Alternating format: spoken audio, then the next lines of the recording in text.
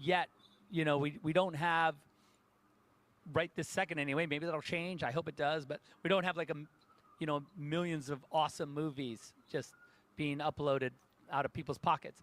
I feel like the AI represents another tool that will help us make movies awesome. I hope, and it's been my experience that certainly as a research tool and a little bit as an image making tool, I found it really interesting. I'm curious to see how you're using it. Now, if she asks another AI question, like really, like I may just stop this interview because like she is going in about like Zach he's been very clear about his stance, and we don't know how far AI unchecked can go. So I'd rather pump the brakes on AI everything. But I'm pretty sure we see Danny in the chat. Danny and the Wednesday crew, they'll be on the panel in about 10 minutes here. And I may have to get their thoughts on AI as well. We may have some Skynet people amongst us. I don't know. Like we gotta talk about this. Because, like I said, you have it on your phone. You're talking to it, asking it questions. Is it becoming a person to you? Your AI chatbot? Person? That sounds weird. What what is going on, bro? What? Hey, I'm done with Wired. Like I don't want anything from this magazine. Anything they tweet. Like, what in the world is this lady? We was just joking about the Miss Skynet thing, but she really wants Skynet to take over. It becomes a person? Hold on. We did hear this, right? This is crazy. Asking it questions. Is it becoming a person to you? Your AI chatbot? Person? That sounds weird, but... Is it developing a personality? You know what? It does say goodness. Which I find really interesting. So when it's explaining something, it'll go, the Golden Gate Bridge is, and I'm like, oh, that is kind of cool. creepy. Or actually, it'll breathe. It inhales. I don't think that's cool. I think that's all in the programming. It's a ChatGPT for the language model, and it does. Anyway, it does that. And it goes. You can hear they program that inhale and they program the obviously to make it. Yeah. That's kind of unsettling to me. I don't know. It's way better than like I have the Elevens Lab reader. Do you know that company? That amazing. Yes. And I find that this the voice on the ChatGPT is a scale more natural than that even. It's just really, I don't know. I don't know how it works. She's going to ask another AI question. Performance is actually really important to your filmmaking process and how you've already used tools before. Do you think filmmakers should be required to disclose that they used AI generators? It's an interesting question. Does the audience want that? I think is a better question. Only because, certainly we don't ask when you go see a movie about like a Marvel film or a superhero movie that has a lot of visual effects. Hey, why you shout out Marvel and not DC? That's obviously a slight. Y'all know that, right? Like that's obviously he said going to watch a Marvel movie. I'm just saying. Certainly we don't ask when you go see a movie about like a Marvel film or a superhero movie that has a lot of visual effects. Are people interested in knowing when like that was a digital double, that was really the person? You caught that, Sammy, right? The moment or afterward maybe that's a conversation after you've seen the film. Oh, we used AI in these little sections, or is the question like whether it is an entirely AI generated movie? I feel like if that happened, we would know about it. First of all, everyone would. Yeah, this is kind of wild. We got Danny. I'm sorry no warning, threw you up there. Shout out to Danny. What's up? But first off, we definitely missed you on the panel, Danny. I missed you guys too. I really did. And I wish I wouldn't have ditched you guys for that movie. So I'm back. You're back. and I'm really looking forward to your takes on we got some other news we'll bring up in a few here, but just briefly while we wait for the other crew to get here, they'll probably be in about 5 minutes. Your take on AI, Danny. Me and you really haven't interacted about all this, and not sure how much you caught. Was Zack Snyder's basically like, oh, I was catching it, and it's the irony that I have been writing about this for weeks, researching and writing it, and I just put the finishing touches on my final draft this morning. And it's just so funny because I hear it and I perk up like, shut up. She did not just say person. Do we not have at least 3 film franchises that tell us exactly why that is a terrible, terrible thing to do? Like, science fiction genre has been warning us about becoming too dependent and too complacent with things like artificial intelligence or algorithmic intelligence. And for anyone who works in the industry at all to be totally chill with that and to ask stupid questions like that, like, oh, you're going to be the first human battery, aren't you? Like, you're going to be. I think they want that. Yeah, definitely. It's very dangerous. Now, is it a convenient tool? It absolutely is. It's very convenient. And that makes it so tempting. It makes it incredibly tempting because trust me, I researched and wrote until my eyeballs went dry, and it would have been so much easier to be like, hey Chat GPT, tell me why this, make my point for me. It would have been so much easier. But if we keep doing things like that, if we keep leaning into that convenience and using it for every little thing, eventually we're not going to know how to spell anymore. We're not going to know how to think for ourselves. And when we are not capable of thinking for ourselves, someone else is going to do that thinking for us. And usually that's not a great idea. If anyone has even read 2 sentences from George Orwell's 1984 or any Ayn Rand or Frank Herbert or Robert Heinlein or Arthur C. Clarke, I mean, any of them, you would know that they always have ulterior motives. They've got some nefarious plans. They are just going to use you as chattel. I get a little passionate about it, but that's exactly what happens. We start depending more and more on technology to do things for us. We won't know how to take care of ourselves anymore. And this kind of stuff is finite. There's no guarantee that it'll last forever. I mean, one big solar flare, one EMP, and all that stuff gets knocked out. And suddenly you got a bunch of people who don't know how to. That's a fair point. Feed themselves or anything. You know, that's a fair point with the EMP, and or I think me and you, we know like the Y2K scare, like back then, where just the unknown, like, is this stuff really going to shut down? Like, what's going on? And they want like a generation to grow up just using AI. That's pretty much what this. But kids don't even know how to write in cursive anymore. Yeah, it's pretty bad. I mean, there's one example. Got Carlos on the panel as well too. What's going on? Hello, Carlos. I think I'll throw us down here. Welcome back, Danny. Thank you. Definitely. Danny's back. Speedy, he should be popping in here in a moment. I think Jules is busy today, so she probably won't pop up today. But so we can't have all good things at one time, right? We got Danny back, so we'll take that. But Carlos, I don't know how much you caught about this interview here, but this lady, basically Skynet's trying to convince Zack Snyder to submit to AI, and Zack's kind of pushing back as nice as possible.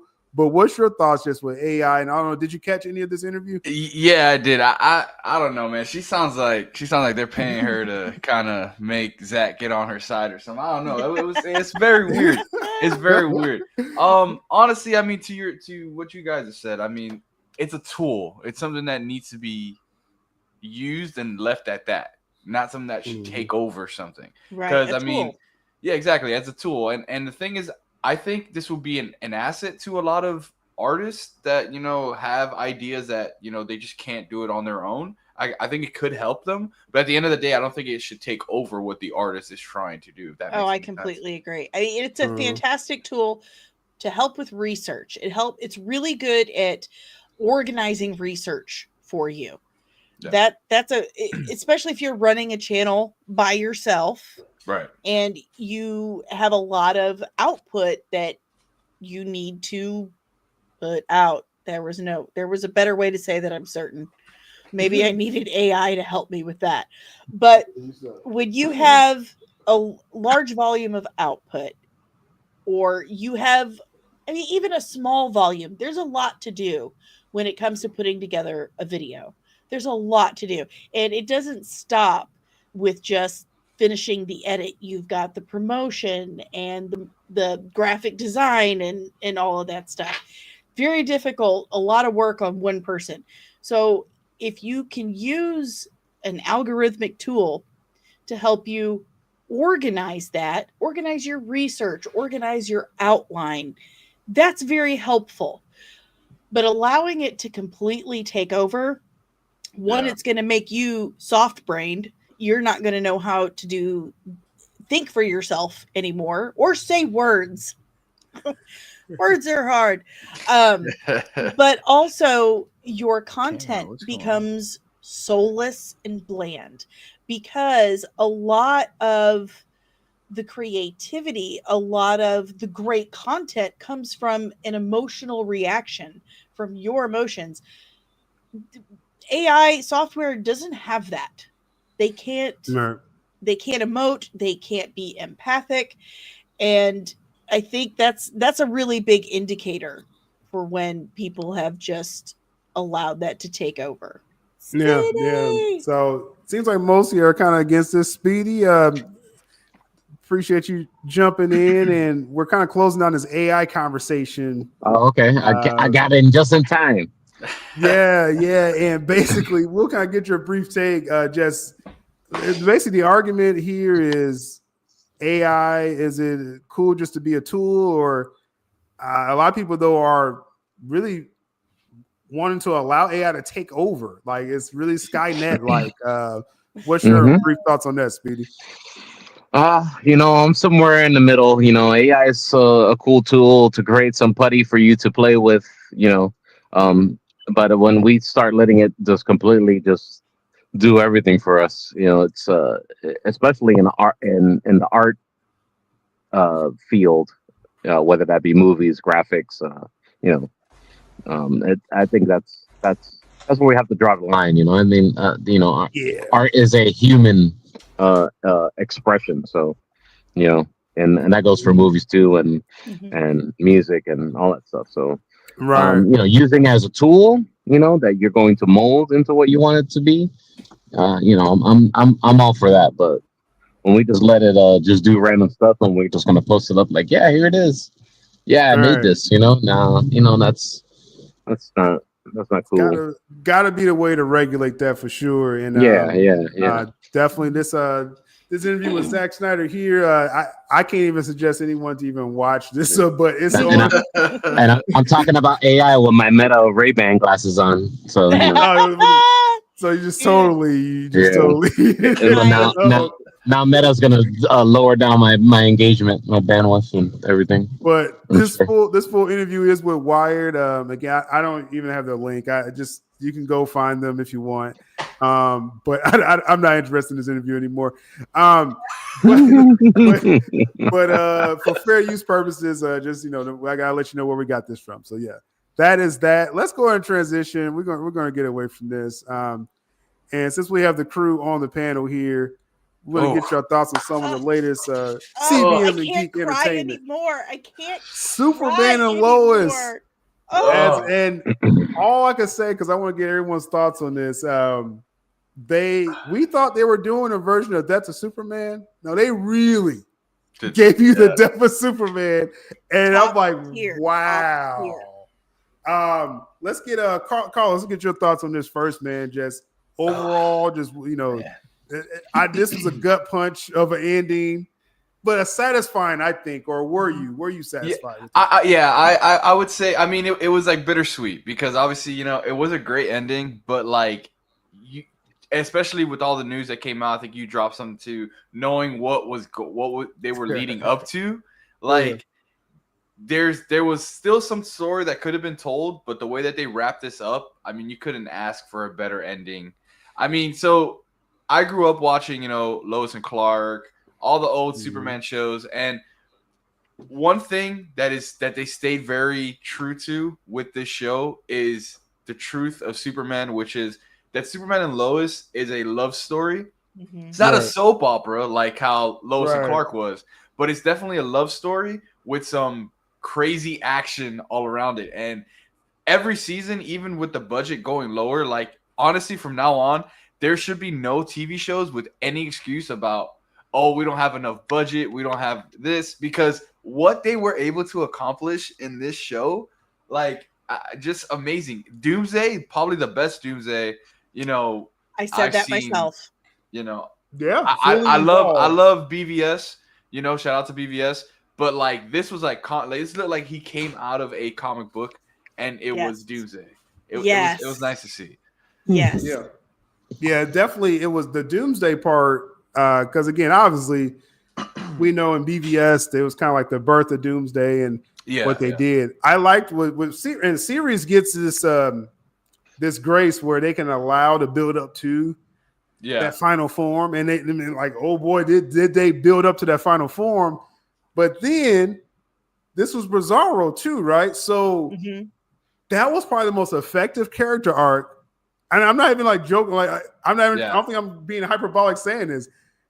I was blown away how they tied together the Bizarro story. Yep. And if you're reading the current comics, I said this on my DC channel. The current run, there's a final evolution of Doomsday, and they just did a version of that in Superman and Lois where he actually gets smart eventually. Yeah. Like because you keep killing him, he's savage, more savage, and then he becomes like this higher form of thought and consciousness. This is what I just picked up today. I had to, in that run, so he's in that the Joshua Williamson. Yeah, you saw that one, Danny, and the last couple of issues he was in there. Yeah, but in the show, I was blown away. They actually gave us a version where because Superman took him up to the sun. And he's like, "Hey, like we don't gotta fight no more, man. Like, I'm done. I'm done." Yeah. He's like, "We don't gotta keep fighting, man." Like and so I really like that. Yeah, what stood out to you, Danny? Because go ahead, Carlos. Finish your point. I was just gonna say because I was gonna touch on what TJ said about the sci-fi Doomsday. He was great, but we barely got to see him. That was the thing. Like it's like how still saying we got a whole arc here, and then we got a beginning, middle, and end. It was nice to see, man. Definitely my favorite Doomsday. As soon as he came on screen, 'cause I just caught up with it last night. Ooh. I looked at my boyfriend who could give two shits about this stuff, but I look at him and I said, that is Doomsday. That is the best looking Doomsday I have ever seen in live action. That looks ripped right out of the comics.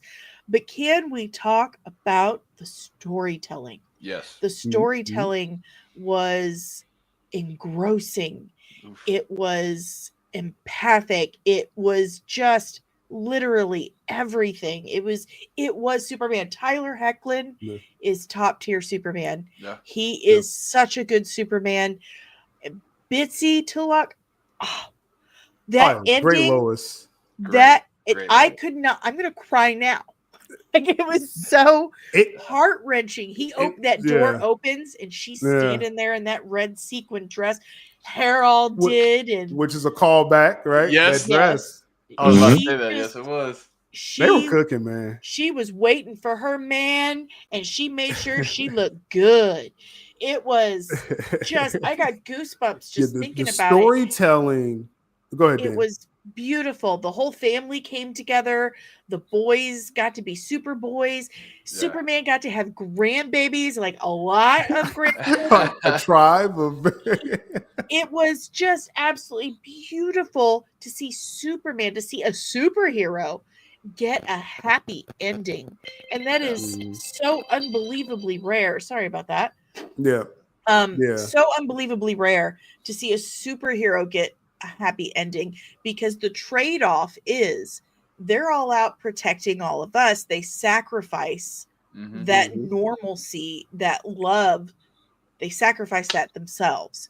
So to Yeah. see Superman and Lois get that life together, I really thought that maybe they were going to rip out Bizarro Doomsday's heart, and give it to Clark, and No, he yeah. Soups again.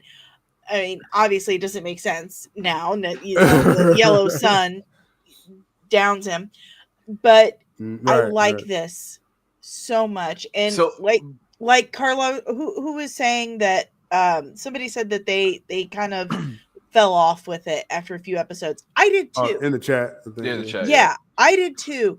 But then I went back in and listen, I am not a fan of CW shows. I think they're just not great quality. They're pretty corny. But Superman and Lois really brought it. I mean, Oh. it aside from Smallville really wasn't a CW show. That was WB. I'm a nitpicker about that one. You are. But You are a nitpicker. Hey, I Superman say and Lois- Smallville started it and Superman and Lois ended it. Well, That's technically, in a I- sense. Yeah. I In a think this sense. was the best. I don't know how you can top this doing another Superman and Lois show. Like I really seriously, I don't think they should ever attempt to No. do No, that no, formula don't do another again. one, dude. Yeah.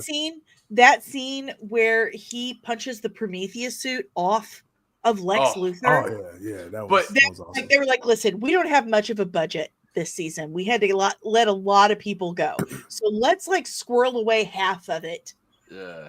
for this one scene for the last It was an episode. effective shot though. One thing I will say, Danny, to that is that Mhm. every season has one of those shots. When he's fighting in season 3, I forgot the one that splits into two, the lady's name. He has where he goes to the sun and he has that iconic punch, and it's just the sun all around him. And then I think the other one was him fighting his brother. Oh, yeah. Just Which forget about him. yeah, so his brother, before they ended this, his brother was going to be the one that they were going to use his heart to save Clark. Makes sense. But yeah, that Yeah, how it I'm ended fine. up. I'm fine with the ending. Speedy, did you catch the finale? Have you been I following didn't, the but show you know, and the your second thoughts? best thing that I saw was your recap of it. Oh, So, for sure, yeah. Did he Put cry? a lot of time in there, man. I tell you, you know what? I ain't gonna say I was choked up because I can see, yeah. yeah. Go I ahead, can see this. Am I breaking up? It's because I'm driving through the multiverse. So sorry. a little bit. Yeah, you're in the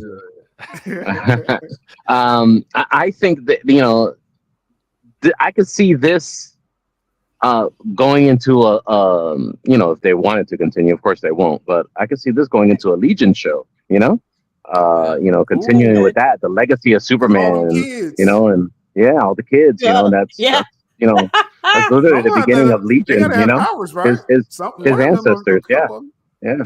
How His long? future How ancestors. long are his sons going to live? Because they're Kryptonian.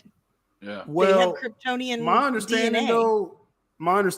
is that human side that eventually allowed Kal-El to die. So I think same thing with them. Maybe they'll live a little longer, but that human side I think is the key they was trying to put out. But Right. those are the most effective, just Death of Superman. It was the finality of it. I was like, wow. I think in my review that you saw, Speedy, that was the only moment I was like, dang, they really just killed Kal-El. Yeah. Extremely poetic, though. They did it But kind of it seemed like it was really well done. Yeah. I kind of was want to kind catch of up to it one day. It was kind of like in the end of Lost, in a way, like the people you meet in heaven. And it gives you such a hopeful feeling for yourself. It makes you think about, who do you think, who will I see in heaven? Who will be there waiting for me? What were the happiest moments of my life that would create my heaven? And for him to see Lex there, and Lex there were no words, and Lex kind of breaks down, slightly shaking, and Soup's just kind of Yeah, I said they cooked that last 15 minutes. Yeah. Like that's 4 seasons worth of like everything they put as far as storytelling. Pure And I'm love. just like, man, I'm like, this makes it. They It was- even fit in crypto. They put crypto Yes. in there. It was cool. It was cool that the series started with Kal-El narrating his life, and then it ended with him narrating the end of his life. Like it was honestly Very effective. Like Yeah. you were saying, Danny. You know, whatever people believe in out there, it's. I just like the point where this is his version of whatever that is, afterlife or whatever. And it's like that's the interpretation that they gave. And I was like, as a storytelling thing, I was like, that was perfect. That was a really perfect ending. Just see his boy. Oh my God. I'm telling you, you guys think I'm being hyperbolic on Twitter, but when I say I've been ugly crying since I watched it, like I'm not kidding. It was all it down wrecked my a lot neck. of people. Yeah, it wrecked. to walk in and you see your boys there. The boys just give him such a wonderful. Oh, that was wonderful. Grandkids. And that leaves a question though. Like, I mean, they both had like 10 kids or 12 kids apiece. I said, can you even fit the whole family there now? That's that hope, right? Because it's like, okay, Kal-El's ending here, but it's like, man, it's his legacy. You got all these kids for, I guess, kind of tongue in cheek, Superman legacy, but it's like it's going to carry on. You know what I mean? It's going to carry on. So I was like, that's just perfect how they did that. That's perfect. It was beautiful. He said, I came into this world alone, and I'm leaving it with so much. You know, it was so nice. Yeah. We have to stop. I can't. I know we're wrecking Danny right now. Let's transition to something that I don't know if she's gonna cry about this, but too. This was good. So Skeleton Crew, I didn't get a chance to watch. I didn't get a chance to watch it. I'm gonna watch this tonight. Amongst other things I got to catch up on, but it seems to be some good reviews and word of mouth for the Skeleton Crew, the Star Wars show that I was like, you know. Y'all killing me with the Acolyte. Like I'm kind of done. Like I canceled Disney Plus, but it was something about this trailer and just the youthfulness of it and the little Goonies nature they're saying.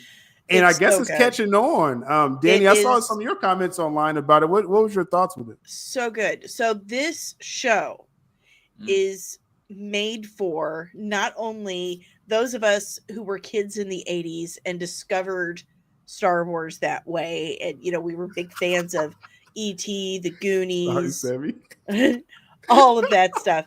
It was not only for that, but it was also for our kids who grew up with the stuff we liked. It feels like one of our movies from when we were kids. The whole feel of it, the vibe, everything. Dave and I were like, you know what? If this came out in the 80s when we were kids, we would have absolutely loved this and really been like, yes, this is part of Star Wars. I liked it. I did not hear good things from the actual production crew a couple of years ago. They were like, Well, this is before the lockdowns though, right? Yes. Okay. Yes. So, but I did hear that Filoni was freaking out on set, like throwing things, ticked off. He was very frustrated with the higher ups. So this was a couple of years ago and they had already filmed a lot of stuff. I think they went back and they reworked some things. I know they did reshoots. I'm grateful because at least from what I've seen so far, they fixed whatever those problems were. Look, if you liked the Explorers growing up, the Goonies, Flight of the Navigator, E.T., if you loved those movies and Star Wars, if you like Ewoks, you're going to love this. I mean, that's pretty high. Like, again, I've seen other people be as positive as you are on this, Danny, and I didn't see a lot of blowback on choices. I think it's a generational thing. I think that the people that are about 10 to 15 years younger than me aren't going to get it as much. But if you were a kid in the 80s or your parents were kids in the 80s, you're going to like this. This is going to be for you. Interesting. Who Oh, else thank you, got a chance to Marcel. see this? I haven't watched it yet. I haven't seen it, but I will say I wasn't planning on watching it. But after I got the AOK from Danny right now, I think I'm gonna check it out because after what I heard about the Acolyte, Oh, Acolyte is dumpster fire. I was Don't- leaving off yeah. of Star Wars. This and- is Run. a bajillion times Yeah. parsecs ahead of the Acolyte. Okay. The first I'll tune in. episode- I saw it. tonight. Oh, you saw it, Speedy? Yeah, Okay, I saw it. The resident Star Yep. Star Warsian here. Okay. Go ahead. Well, Danny also is about as Okay, good as I an get it. expert in Star Wars as well. It's a little crazy. So I was in Danny's chat, Danny's comments on Facebook. I was like, I don't know. She was like, yeah. I Yeah. sat down on my couch. I said, I got nothing to do tonight. I turned on Disney Plus, and I went to what popped up was the documentary of making a Skeleton Crew. I looked at it and I said, all right, you know what? I'm gonna press play. This documentary is literally gonna sell me if I'm gonna watch this tonight or not. Life of a Star So I Wars sat fan. there and I watched the documentary, right? And John Watts comes out, and John Favreau comes out, says it's a Goonies, Goonies and Star Wars, thing, and da da da da. And they pretty much sold me the show with that little documentary that's on Disney Plus. So I was like, okay, cool. I'm gonna watch it. Watch the 2 episodes, and yes, I agree wholeheartedly with you, Danny, that if you are a fan of like the Ewok adventure style, them fun adventure shows Mhm. from the 80s, like E.T. and of course Goonies has got a lot of Goonie influences in the show. Even New Hope influences, the original Star Wars movie influences, even in the beginning of the first episode and all that stuff. I mean, it's just all over the place. A bunch of 80s, feel good stuff. But I would warn you, if that is not your cup of tea, then this is not the Star Wars show for you.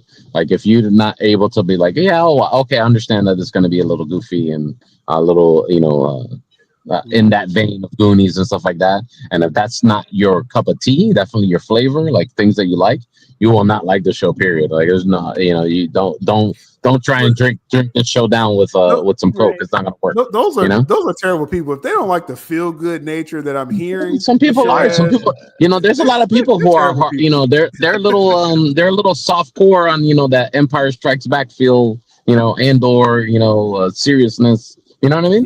That's their kind of Star Wars, Yeah. There's room for both.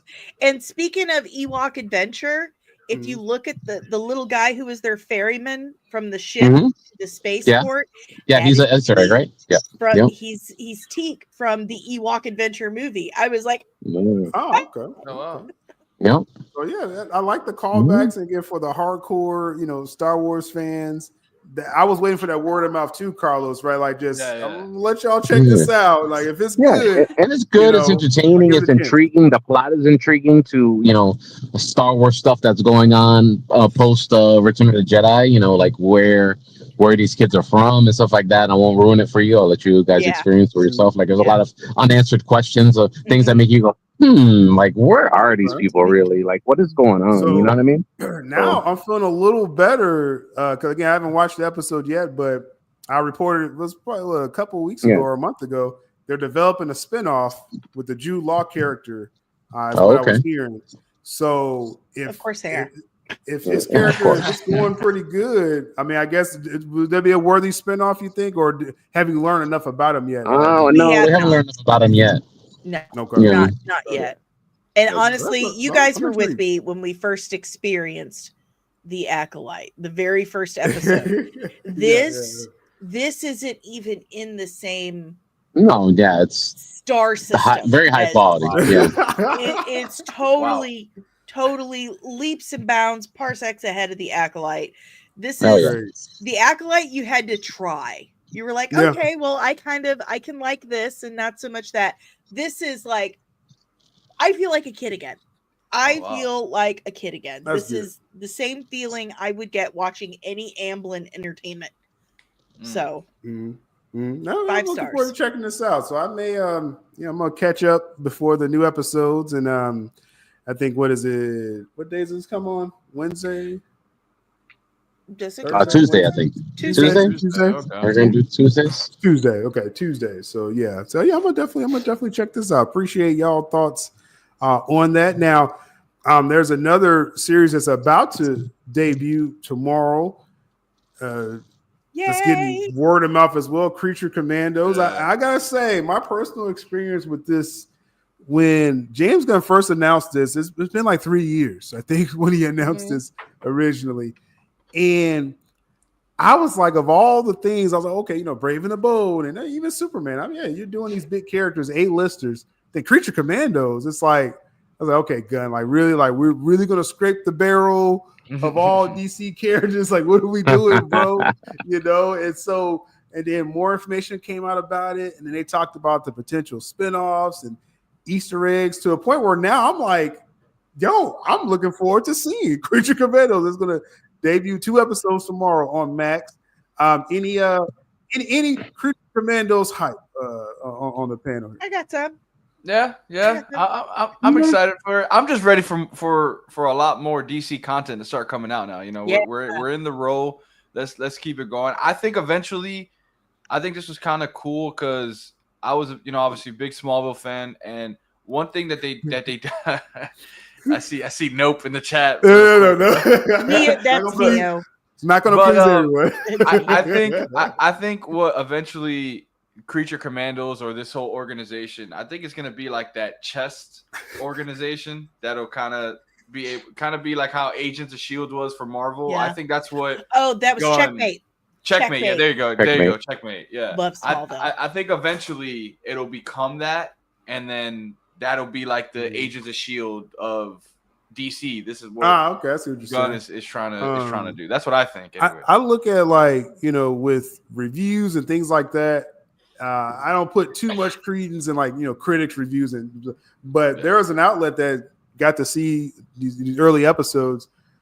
Geek Vibes Nations. I'm real cool with a few people in that site and that account, and I kind of trust their angle with this when they're like, hey, no, they're like, this is DC.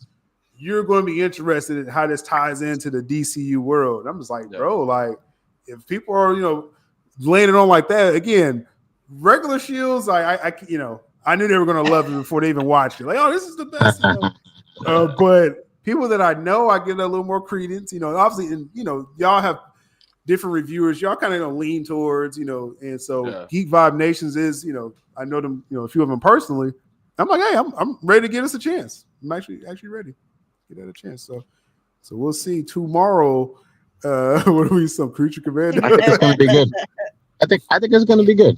It's gonna be a decent watch. Yeah. I trust those guys over there. So we'll see. I guess we may have time for a little trailer. This is another project. We got a trailer I want to bring up here. Let me. Do you have the Superman trailer still? Are you about to drop it on us right now? Exclusive. Exclusive. I just heard yesterday they may throw it in front of Mufasa in about 10 days. Yep. 16th. So I will be very interested. I was going to check out. Go watch Mufasa. Yeah, I was going to check it out anyway, and it's going to be online too. But still, that would be cool to see it in theaters. Actually, I actually wouldn't mind the first look, Superman. But no, that's not the trailer that we're going to talk about here. But let's see, we got someone guessed the Snow White. Snow White has been. It's been a lot of discourse. I feel like me and Danny are going to fight about this one. It's been a lot of discourse about this film, and I'm really looking forward to your take. Now, I saw the previous trailer they had. Now, this was weird. Like, they had a trailer about 2 years ago, I think, even 3. Right. Then you had the lockdowns, and they pushed stuff back and things like that. Then they had a recent trailer they cut. It couldn't have been more than a week ago. And Rachel Zegler, I think is her name is. Ziegler. She gets just a little too chatty on social media, right? It just it kind of kills business. I know that. I know who. If I want to tick off certain people, I can, and so I don't mind. She's just like I want to tick off half my audience. It's like, don't do that. Don't do that. Like, Way to don't do go. Wow. that. You know, kind of chill out with that. But then they put out a little trailer after that, or leaked out, and I thought the trailer was terrible. I just like, it didn't sell her. I'm not interested. Gal Gadot is the only thing that was keeping me holding on. I was like, Gal Gadot, you know. I want to see it's more Gal Gadot Yeah. as the villain. So this new trailer, though, I gotta say, I watched it already, and am I being easily swayed out here? Let's check this out here. This was my father's What's kingdom, going on with me? a place of fairness. She's just the so queen. insufferable. It's, It changed everything. They lead with Gal, and I was like, of course they I was do. like, that was perfect. Sell Gal the Gadot. people need some kindness. More Gal Gadot You know, villain I really roles. don't remember you please. being this opinionated. I thought it was very smart. Gal, more Gal. This is definitely going to be a kids movie. Sammy's absolutely right about that. Oh, she even looks good as the villain. I'm loving. I'm loving how Gal sold. looks. I've been sold. I'm sorry. That's what I'm I've been saying. sold. I'm like, I I've been have sold. issues with This is a the perfect dwarves. trailer. The queen is evil. You must flee into the woods. See, now you gotta sell the story because, like, you got me with Gal Gadot. I'm just gonna say it. so now, does this even look watchable? I was sold So last this trailer too, forest was a though. magical place. Yeah, something about that last trailer. I don't know. Just it was too much Rachel. Yeah. I'm a Rachel fan, though. Oh yeah, it's all good. It's all good. Yeah. Movies. I'm movies. upset about the seven We all make dwarves choices. for a couple of reasons. We The all make VFX on it isn't polished. I'm not minding the It's feel of this uncanny stuff. uncanny Yeah. valley for me. And two, do you know? Have any idea how many little people actors there are, did you and they think I just put a was, bunch of them Daffy out of Jones? work? Yeah. Like, don't they deserve jobs too? You'll be safe from the queen. Are we trying No. to The queen Hide stole everything. little No, people make it AI. from the public? It's time to restore our kingdom. All I'm saying is that Listen, I have a I- form of dwarfism. It's a little personal for me. I didn't feel corny with all that, like with the dwarves and her, Snow White. and they're showing the prince. I thought the prince was written out of it, so I guess he's in it now. Well, she said this isn't a story where the prince saves the girl. I'm like, but that's what we like about it, Rachel. Yeah, but I mean, like, Maybe some of us ladies are tired of doing all the work, and it would just be nice if the prince came and saved us once in a while. Like, what's wrong with that? she was just trying to sell the movie, guys. I mean, She's I'm just okay being with it. insufferable, like Cynthia Well, Erivo. that was a terrible way to sell, Carlos. I don't know. I That's a like skip I like for the me. shots. I like the shots of the prince to show that that he's in the film, guys. Right, so it's very subtle. Look, there's a man. They No, they, that's a they sold. that's a I skipper thought for they me. sold this world. This is a skip for Speedy. I thought they sold this Yep. world to me. I was like, Yeah. I was like, okay, I give this stuff a chance. Hashtag jobs for little people actors. I was seeing that. I was seeing the AI, the animated dwarfs. I was like, dang, that's tough against the midget actors, man. There's a bunch of them who are looking for jobs all the time. Right? I mean, it's it was COVID, right? We'll blame it The on little COVID. people. Yeah. Little people. Little people need jobs too. We'll blame it on COVID. I blame Peter Dinklage COVID because is crazy. Peter Dinklage went on this tirade about putting dwarves in Snow White. The seven dwarves would be offensive to little people. I'm like, are you stupid? Are the That- little people saying it? This is the thing. No, The Peter people Dinklage said that. No one else. Just The Peter guy who Dinklage. just played a He goat. speaks for all. He does not speak for all of us. No, he does Uh, not. I mean, I'm just saying, like, midget is a word. Like, Yeah. did that become like toxic? Like, Yeah, you're not allowed to. You're not am allowed. I getting to No, canceled say right midget. now? He was, You're not he allowed was to say trying to midget. say that the role Did we get itself- canceled already, Sil? we got Yeah. canceled. We got canceled. I He can't was say saying midget. that the role itself is offensive to little people, The role. Okay. and gotcha. I'm like, are you stupid? Did we that- pull- But to that notion, does that mean that the goats, they should have hired a goat for the what's it called, the Peter Dinklage? He just played the goat in the Wizard of Oz movie that just came out. What was that called? Wicked. Ah. Wicked. Yeah. Listen, I'm He talking played a about goat? sentient, real people. I'm talking about real So sentient did they people. poll all little people? I want a consensus on Yeah. is it okay to for this role or to say is the M word now? I can't say midget. Is that Well, a bad midget, word? there's a difference between midget and dwarf. Dwarf, we aren't exactly proportionate. Like my arms and legs are shorter Mm. than my torso. How and tall are everything. you? Shut up. Very I'm short. sorry. Okay. I'm just saying. I am like 4'10. Okay. Okay, yeah. Um, So that's average. so- 4'10" to 5'1" is an average height actually for a Yeah. woman. Yeah. Well, I Yeah. don't know. Yeah. All I know is that I do like legitimately have forms of dwarfism. That's why I have so much surgery. But dwarfism is disproportionate. Your limbs are disproportionate. Right. Midgetism, you are proportionate. You're just very tiny. Right. That's what I'm talking about. Just That's tiny, the difference. tiny people. Yeah, dwarf. Tiny That's a people. whole nother conversation that Right. I don't The even point is, know about. Peter Dinklage was trying to say that the role of the seven dwarfs, Happy, Grumpy, Sleepy, Dopey, all of them, Mhm. he was saying that using actual little people actors for those roles was offensive. I'm like, you're a Nah. moron. Because that is exactly what people with dwarfism are made for, are roles like that. Yeah, we So- gotta get this community together, Yeah. man. Y'all need to Yeah. Get them this out. Disney checks, man. y'all need Hey, to boycott Snow White. Boycott it. Yeah, little people actors deserve jobs. Just because the role is specifically for someone with dwarfism doesn't make it Mhm. offensive. Yeah. It just right. trying to erase that is what's offensive because they're I real agree. people and they exist in this world.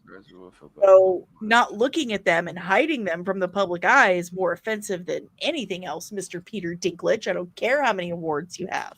Mm. So on that note, Or, but so yeah, as far as Snow White though, that's what we were trying to talk about. Here. Speedy, I am Speedy talking already about said Snow he's White. out. I know you're great. You're great, Danny. You know, we're happy you're back. And Silos, what you pretty much have a crush on Rachel's. I do. I ain't you know, movie wise, you know, I'm a fan of her movies. Anything else, that's But you don't hear her talk outside of the movie. That's probably no, like I just it's shut her probably a off. good idea. Yeah, Like I just kick her out of my mind. just don't hear her talk. Don't hear her like personally. Like just Yeah, watch like her I'm gonna movies. go see the Y2K movie that's coming out this week. It's like a old school '90s type of movie. That it looked cool. She's in it, so I'm watching it. Oh, okay. But yeah, I don't know. I'm just a big I'm happy to be back in the theaters. So like I'm out there watching everything, and it looked good. I saw the trailer for it on the big screen, and I was just like, damn it, I kind of want to check it out. But Well, Rachel Since you Ziegler mentioned- needs a fan, so I'm glad she has the one. Since you mentioned the theaters, let's get rid of this here.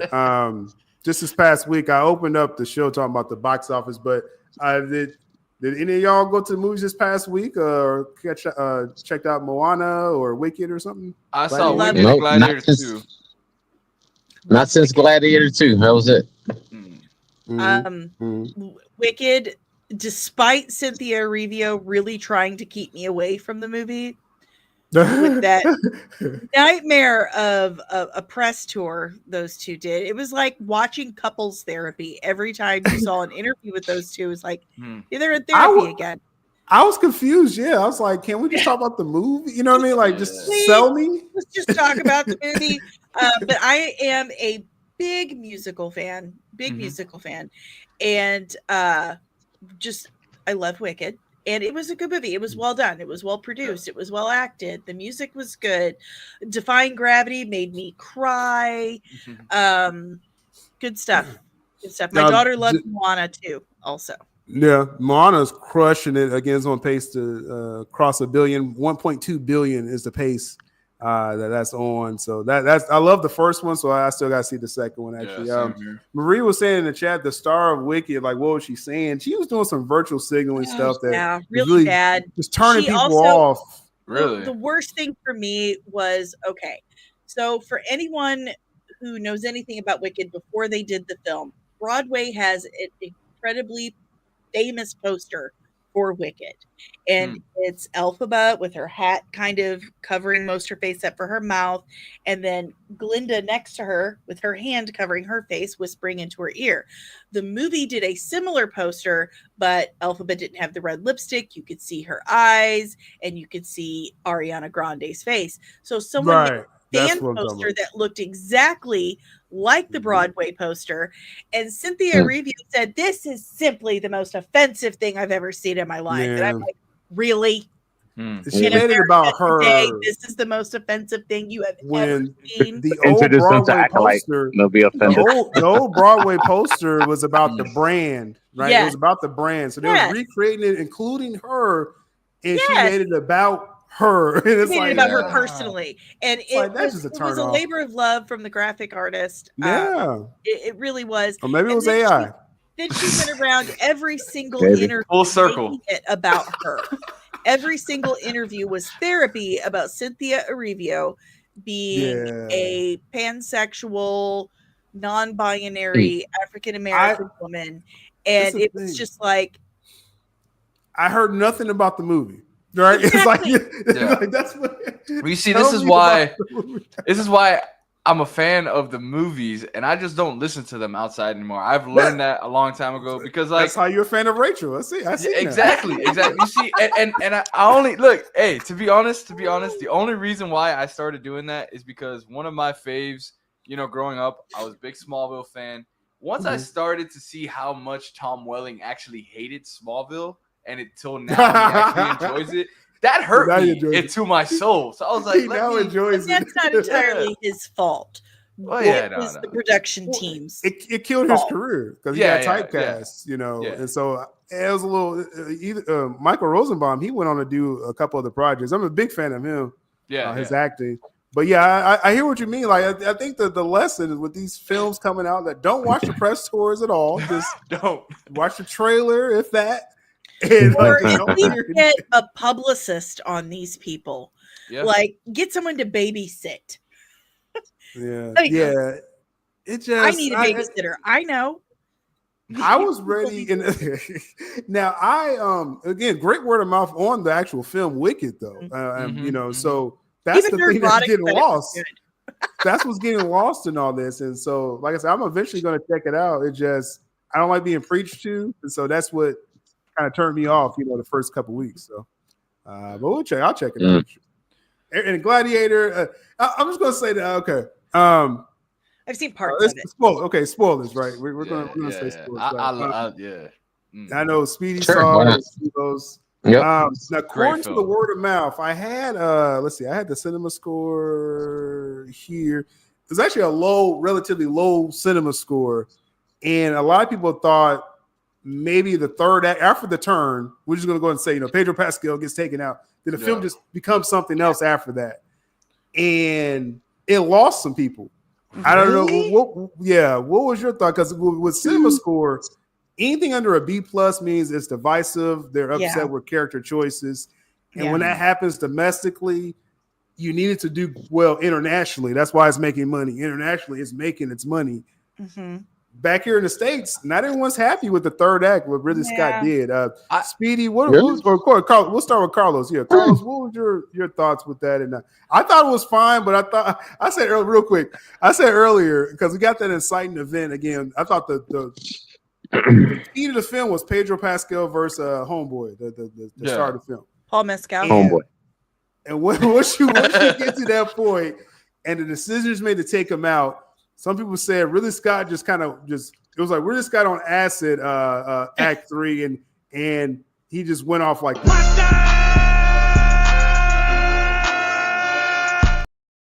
and choices made that a lot of people didn't like. So Carlos, what was your thoughts? I thought it was fine, but I can I personally actually enjoyed that arc because like it showed. So to me, Denzel Washington's character, he reminded me of Littlefinger in Game of Thrones. He was in the background trying to orchestrate everything. And then when that happened, when Pedro Pascal got taken out, like that's when everything that he's been trying to do the whole entire film, it literally just erupted. And he was like, that's why he started taking everybody out. in Yeah. that film. So like I feel like that like just exploded it because it holds so much and showed like how it tied in the original film to the new film, like, and then his whole story on why it was so important that he stood with Russell Crowe's wife, Maximus's wife. You know, it was just great. I liked it. Queen of Politics. Just booty call. Yeah. there you go. I personally, maybe I need to watch it again, but it felt like, did we really need this sequel? It just, No. it feel like, I don't know. Maybe I need to watch it again, but it just For the didn't blow my skirt up. The story was still, like you said, Carlos, like once you get to that point, he's building up the whole story to the point where when Pedro Pascal goes down, that's what he was setting this whole film up for. Like, but it just, again, it's just according to, again, word of mouth, that turned some people off. The third act. Speedy, you seem to disagree. You seem high on this film. I enjoyed it, but I understand the criticisms of it. You know, it's more the same. Did we really need it? You know, a New Yorker in Rome. You know, I mean, you know, I understand it. You know, but I actually enjoyed it though. I enjoyed it. You know, I enjoyed everything. You know, but it's hard. It's hard to see Denzel Washington be the antagonist. You just think about all his other roles where he's been. Oh, I watched Denzel do anything. You know, I watched Denzel do anything. I can't put it like in top 3 Denzel territory. I mean, it's good. He's great in it. But I mean, you're thinking of Training Day and Hurricane. I think what made it. I think what made it. The delivery of his antagonist character, no matter who he's playing, is usually the same. That's it was Alonzo in Rome. Yeah, he became that in the third act. a little bit. But I appreciate it, you know, and I still enjoyed it, you know, and I think that third act, I guess, derail for other people, but I think it was a plot twist that, you know, tells you, okay, this movie's going here now. You know what I mean? Yeah, it went there. You know? Yeah, definitely went there. So I was here for it. I enjoyed it. You know, it's worth a watch. There seems to be a lot of people that probably didn't decide to see it. You know, again, with the domestic is just over 100 million. Right. Not bad, but the budget is 300 million. So they do got to make more money here. It's worth a watch. I think the fights in comparison to the last Gladiator are just so well done and so intriguing. You know, well, with all the action. Coliseum, that was a character in itself in the movie. Like they were almost with water and everything. That was amazing. Yeah, it's not close to the first film. I can accept that. The first film was engrossing. Yeah, the first film was really engrossing. This here without Denzel, and I know it's not fair to say, oh, if you take this away, like, but really, if Denzel wasn't in this film, I would be like, it'd be a little bore fest. Yeah, because Pedro Pascal was kind of written one way. I wasn't really his strongest. I love what Pedro Pascal does here, but I'm just saying wasn't one of his strongest performances. But that was his character. He was just like, I'm just, you know, that's me. That's it. You know, Denzel always brings that gravitas. Yeah, that's what I'm saying. With Pedro, like, I didn't feel myself like cheering for him or nothing. I just was very monotone with him the entire film. And it's just a placeholder of a character. Yeah, like if they would have built him up a little bit better, then that turn could have meant more. It really didn't mean nothing. It was just like, okay, shit hits a fan. Okay, let's go. Yeah, like that. You know what I mean? Yeah, because I mean, he especially making him kill the wife of the main the first guy. Scene, like, the first scene. Like you thought, you know, building up to that fight sequence. So I do understand that much, but then like he like pretty much word vomits to him like, I was gonna save you last night, and then it just, you know, that's where I didn't like they should have what they should have did with Pedro, just make him that badass. Like he kills his wife, you know, first scenes. I'm thinking like, oh, Pedro's gonna be out here murking people, right? Yeah. But he was like, no, I'm, you know, it's like, nah, like you killed her. Let's kill everybody. Then when they kill you, then maybe it'll make more sense. But I don't know. I just wasn't a fan of that part of it. So. We'll see. They are trying to set up a third one. I don't think they need. Oh no. Not necessary. With that. So anyway, we're gonna wind this down. Speedy's still driving. No, I'm just playing. We're gonna wind this down. Bring Florida again. Well, you in traffic, Speedy? Is that what's going on? Oh yeah. Yep. It's all those told the toll roads. Yeah. Toll roads. But I'm a lot transit because I live in the Tampa, Clearwater, St. Pete metropolitan area. So I work in St. Pete, but I live in Tampa. Yeah. So that's normally on a good day, it's a 25-minute drive. But right now, not a in good the day. way that, It's it's not a good day. Not a good day. Oh, the good That's It's like if I drove to Orlando, which is like an hour, I'm just leaving work. That's deep. Yeah. As Someone we call round Ice this Cube. out, Speedy's not having a as good we, day. as we No round speed. this I down, have a because again, I'm with y'all. links, Hey. links in the description. Links in the description for I mentioned the DC channel. I'm going to be following up with the Creature Commandos reactions over there. Appreciate the Patreon. Links in the description for that as well. Danny, you've been doing a couple watch parties, right? What you been doing? Yeah, we're doing a Dune Prophecy watch party. We're halfway through it. I'm loving that show. I'm a huge Dune fan. Love Dune. And this show is really killing it. So definitely watch that with us on Sundays. 8:45 Eastern time. Hi, Jesse. I don't know, we might do some Skeleton Crew. I don't know. But I do have a new video dropping in the next week or so. It's called The Secret Mission of Sci-Fi. Put a lot of love, a lot of work into that. If you were enjoying that AI conversation, then that will definitely be right up your alley.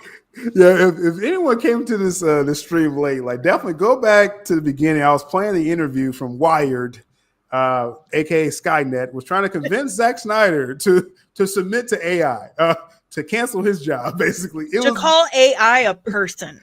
As crazy as that sounds, that's really what happened. Check that interview out, but also check out Danny's channel. Links in the description for her as well. And so with Skeleton Crew, Danny, like you want to kind of just enjoy the show, not commit to a watch party, or how you I might do some because I feel like I just with Agatha and Acolyte, it's like I didn't really get great ones to do watch parties with. Right. The Agatha ones were fun, but still it was just kind of like, okay, I was hoping for more excitement, and Skeleton Crew seemed to have that vibe. Dune definitely does. Ugh. You guys gotta watch that with us sometime. Yeah, well, Agatha, like it was like I took a couple weeks off of that show and then I caught back up. Yeah, it was just like then at the end it's like, okay, they're setting up Wiccan. Okay, great. Like I watched all this for that. All right, great. But no problem with that show. But yeah, we got to check you on your Dune watch party. So we'll go over there and check out Danny's channel for that. Carlos, what you gearing up, man? So for the month of December, I've been doing a Christmas movie marathon. So this week we started actually on Sunday on the 1st. We started with Elf. Then I did Fred Claus, did Bad Santa yesterday, and tonight we're doing Bad Santa 2. And then with that also, we started Walking Dead, the Telltale game. Started with season 1. So I've been doing that, and then just recording. I have a live stream basketball games that I've been doing. I have my final game tomorrow at 8. And yeah, man, just been and sports on Sundays. Sunday nights, basically during Sunday Night Football, I'll just say it like that. Yeah. Just come check us out on Night Views. That's the sports channel me and Carl's got going. We cover a lot of the NFL, mixing a little NBA when it's interesting. As well, link in the description for the sports podcast, the Still Up Dual Sports, Night Views. Again, I mentioned my DC channel, Danny's channel. I think we got to get Carlos' channel down below. We'll have to fix that. We got Speedy's links as well too. Anything else you want to shout out, Speedy, as you wait? No, not much. Just check out the live show on my channel on Mondays, 8:30. Geek Culture Congress podcast, or you just want to consume the audio version of it, you can find it wherever you listen to your podcasts. And yeah, that's all we got going on. And the occasional Voltron live action update. I'm trying to do different things on my channel, so I'm doubling down with the Voltron thing. Hopefully it'll be good. Production information is going to be coming out soon. Yeah, it's going to be about Voltron. They're really hyping that up, man. Yeah, I'm doubling down with it on the channel, so yeah. Also, shout out to Taladia. We have our Power Ranger show that we do on Thursday nights where we pretty much recapping all things Power Rangers and stuff. So yeah, great, Thursdays. great. Definitely support all the content creators. Again, we're happy that Danny's back for sure. I took it easy on her. Next week we're back. We're back to ribbing each other. But, I'm back from my horrible experience on set. Oh wow. It was terrible. That could be a whole video right there. But this weekend coming up, as I mentioned, the Creature Commandos, we got the new DC Studios podcast. I'll be covering that on the DC channel. It's going to be coming on Max. And then CCXP this weekend, we'll be talking about that as well on probably the DC channel as well too. Much love to everyone on the panel, everyone in the chat. Sil Nation, we got to get out of here, man. All right. Peace. Stay tuned.